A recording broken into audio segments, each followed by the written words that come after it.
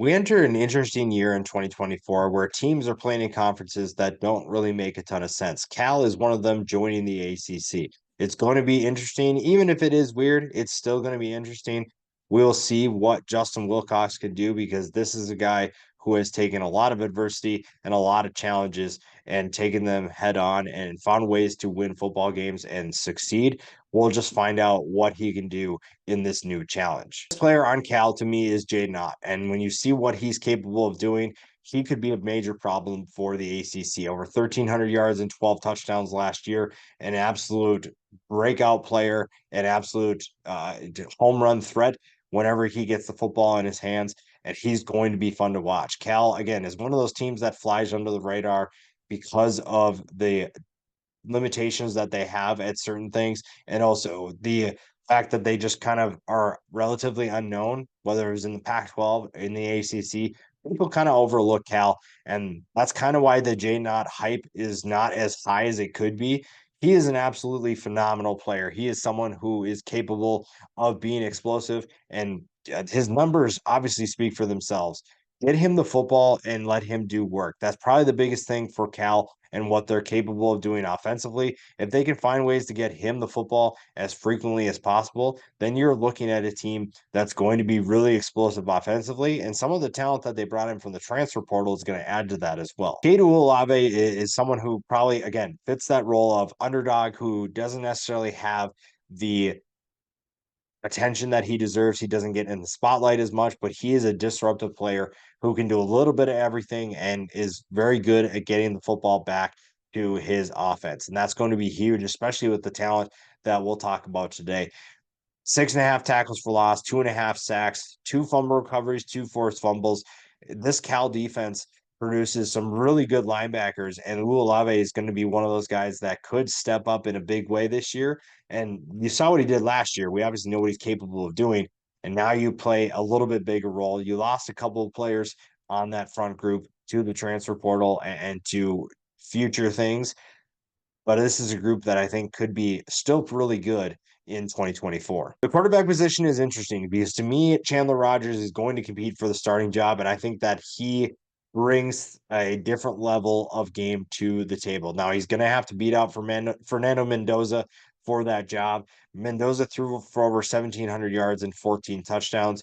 Chandler Rogers comes in from North Texas, where he threw for over 3,300 yards and 29 scores, added 4 yards or 4 touchdowns rushing as well. So he is someone who brings a dual threat ability to this offense. Maybe is something that is more consistent than what we saw from Mendoza, but it's going to be interesting to see where they end up. If Mendoza wins the job, great. I just think that Rogers is better right now, and Mendoza is the future. You just have to find a way to keep him happy. But I think that Chandler Rogers brings this offense to new heights. Cornerback Marcus Harris will be interesting to watch because he comes from Idaho with plenty of success, and now he joins a group that is joining the ACC. You're going to face some really tough matchups, but I really like the confidence in which he plays. You see that especially in his stats too. 51 tackles, 5.5 tackles for loss, 10 passes defended, and 3 interceptions. This was an Idaho team that surprised a lot of people at the FCS level and had a successful season. And it's because their defense played exceptionally better than I think we anticipated. Harris was a big part of that group. And it's a secondary for Cal that should be really exciting to watch in 2024. Veteran of that secondary, Craig Woodson. He's been in with Cal for so long. He's been a starter for so long that you know exactly what to expect from him.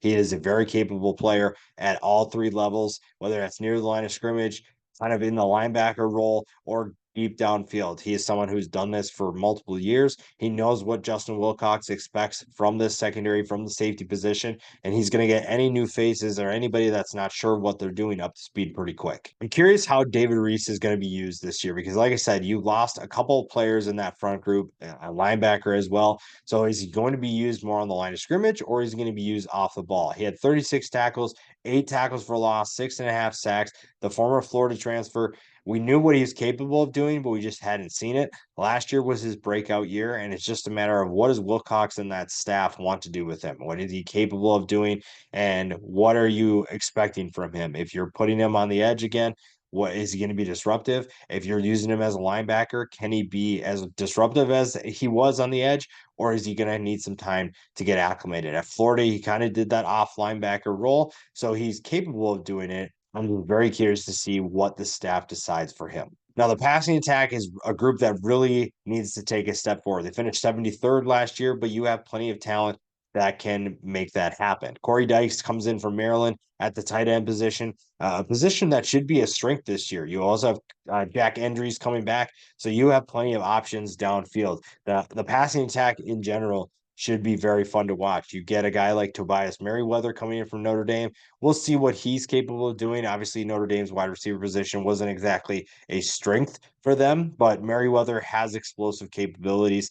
So we'll see what happens there. Tron Grizzle comes back as well. You also have Kyan Grays, and you also have Mikey Matthews coming back or coming to Cal as well. So you have plenty of options. Dykes was kind of a surprising addition. I didn't expect him to go in the transfer portal out of Maryland, but the fact that he went to Cal was probably equally as surprising. That being said, that makes things really exciting for a Cal offense that could be really explosive this year. Another running back who gives them tremendous depth behind Jaydn Ott is Kadarius Callaway. Comes from Old Dominion after a 623-yard season in which he averaged 7.1 yards per carry. He also had 5 touchdowns on the ground, added a receiving touchdown as well. So he's not going to get as much attention or as many touches, I should say, as he did at Old Dominion, but he is someone who is capable of being a good depth piece, and he'll be a good tandem if they use some multiple running back sets. Because Jaydn Ott is so good, it's hard to take him off the field, but at least you feel good about if you have to do that because Callaway comes back. We talked about Mikey Matthews. I think that he is just waiting for his breakout season.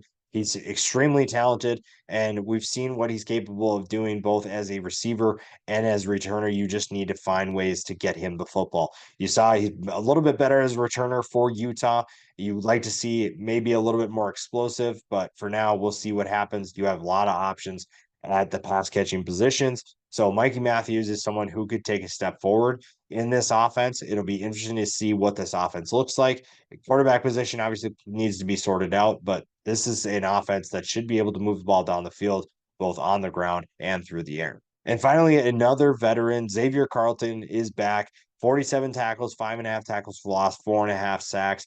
He is someone who's been with the program for a while now. 6'6", 275 pounds, a big linebacker that's capable of doing a lot of exciting things. Again, where will they utilize him? Is he going to be more towards the line of scrimmage?